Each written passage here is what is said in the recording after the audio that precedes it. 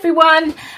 Today's art journal prompt is gold. You can interpret this any way you like, as in treasure, as in coins, as in using gold in your page. I mean, there are just so many possibilities with this one. I'm going to start off by adding some Inka Gold as a complete background to this piece of mixed media paper. And I'm going to add my Inka Gold using a baby wipe. I'm using the bright yellow gold for this. Hang on, let me just put, what's it called? Well, it's just called gold. And I'm going to apply some to my baby wipe. In fact, let's just make this a little bit better so that I've got it a thicker piece to work on. There we go. And I'm just going to apply this. It might take a couple of layers. I want quite a thick layer really as a complete background on my piece of paper. So I'm going to keep applying this, drying in between layers, and I'll let you know how many layers it's taken before I get the coverage that I'm after. So that's the first one done. There we go. So I'm blending that out nice and smoothly. I'm going to give this a dry and then build up my layers. Okay, sunglasses at the ready. Just look how gorgeous this is. It's just beautiful. It's taken about 3, possibly 4 very thin coats to achieve this, and then I've just buffed it using a microfiber cloth. Really happy with that. Now I'm going to add some dilution sprays over the top, and the reason that I've done the gold background, I saw on Pinterest, I can't remember for the life of me who it is, and I cannot find the post, but it was somebody that started off with a gold background. I think they'd used paint. You can use paint for this, and anything you like. It doesn't have to be Inka Gold if you decide to try this.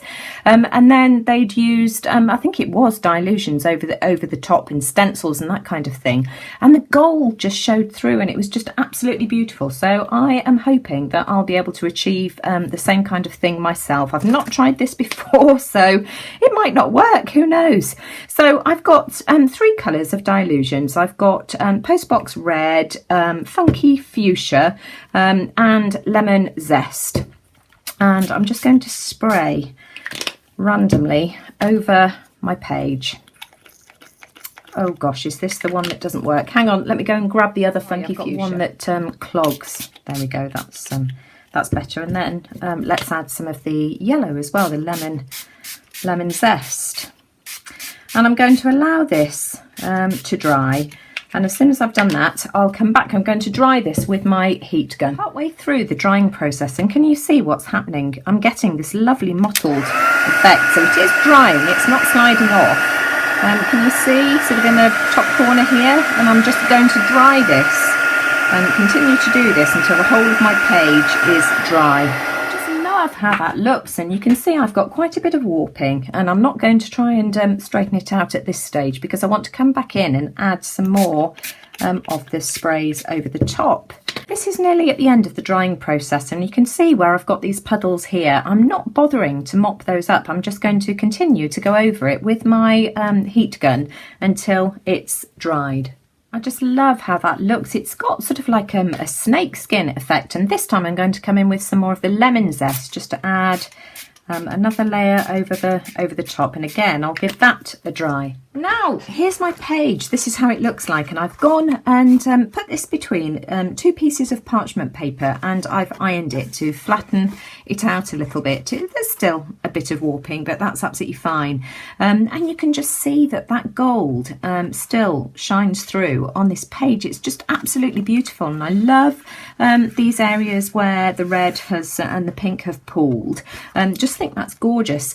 Now what I want to do is add some water interest, because of course we know that dilutions react to water, and I've put some water in my hand. I'm just spraying it from a water bottle, and I'm just splashing it on like this, and then I'm going to grab some paper towel. What have I done with it? And I'm just going to wait for a minute just to let that activate, and then I'm just going to whiz over with a kitchen towel. Now I've got this piece of masking tape on my mat today because I've got some glare from my spotlights above sort of bouncing off my mat, and it was annoying me, so I thought, well, it's bound to annoy you too. Right, there we go. So again, that's we've got more of the gold showing through. I think that's absolutely beautiful. So I'm going to give that a dry and then come back and look at my beautiful pretty towel as well. Can you see? Is that too near the camera? Okay, so let's add a focal image. I've got my embossing stamp pad here and the bottle lid off my water brush, and let's just stick that there for a second. I'm just going to stamp that. Where shall I stamp it? There. And then I'm going to add some of the Stardust embossing powder. If I can see where... there we go. I got a pile of embossing powders from the scrap store for £2.50. They were used, and so, you know, some of them had, you know, maybe, I mean, this one here has had a third taken out of it. The silver one I used last week had the same. Some of them were full, but for £2.50, and there's some really interesting powders in here. So I'm just going to give this a zap with my heat tool. Now I want that circle to form the centre of a flower. Hang on, let me just wheel my chair in. And then I've got two thicknesses of hotel room card keys. My husband collects these, well, brings them home for me from his business travels. And I am just going to add some of these randomly, trying not to think about it.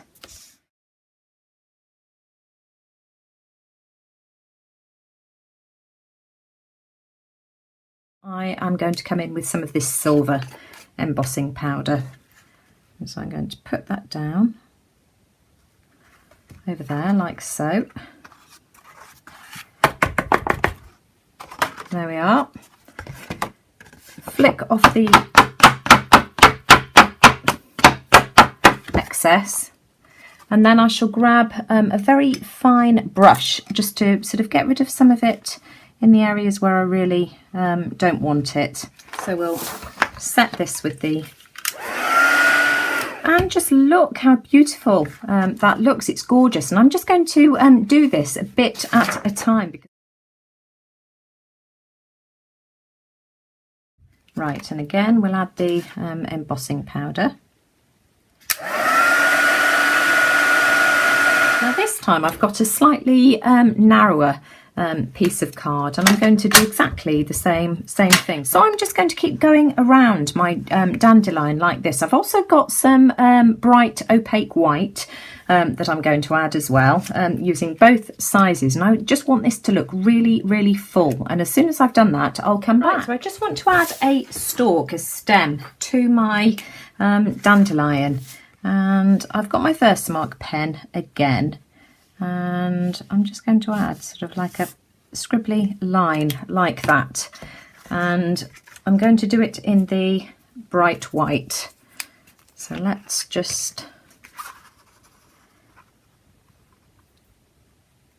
add some of that. What I do want to do though is add a white embossed border. So I've got a clean makeup sponge, and in the same way that you've seen me ink around the edges with black, I'm going to do exactly the same with the embossing ink, and then add white embossing powder. Let me just do this top line first, and then you'll see how this works. And so then I'll add my white embossing powder. And you can see that I just keep tipping this back into the jar so that I'm not wasting any. Just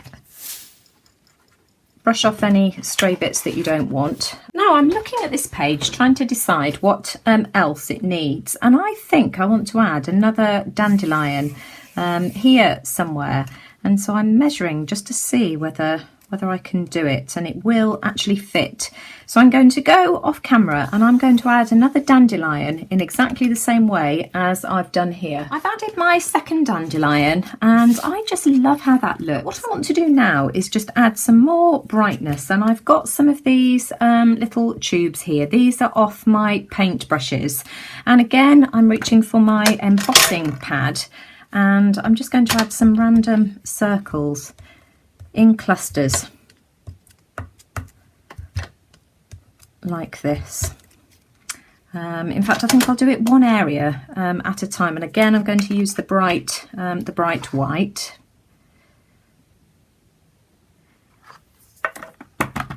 And this will just add a little bit of whimsy to it as well. So I'm just going to add a few of these dotted around my page, and I'll use both sizes of tubes. So I continued adding my circles, and I've added my quote. This Make-A-Wish quote here was from the Tim Holtz Small Talk, and then I printed this off on my printer at home using Word. Some people want it to happen, some wish it would happen, and others make it happen. And I just thought this was quite appropriate because dandelions in the UK are associated with making a wish, so I thought that was quite cute. But yeah, I'm really happy with how that looks, and if I just tilt it, the glimmer and shine on this is just absolutely amazing. It reminds me of a hot sunny day. We don't get too many of those here, unfortunately, but I look forward to seeing what everybody else decides to create for this week's prompt gold.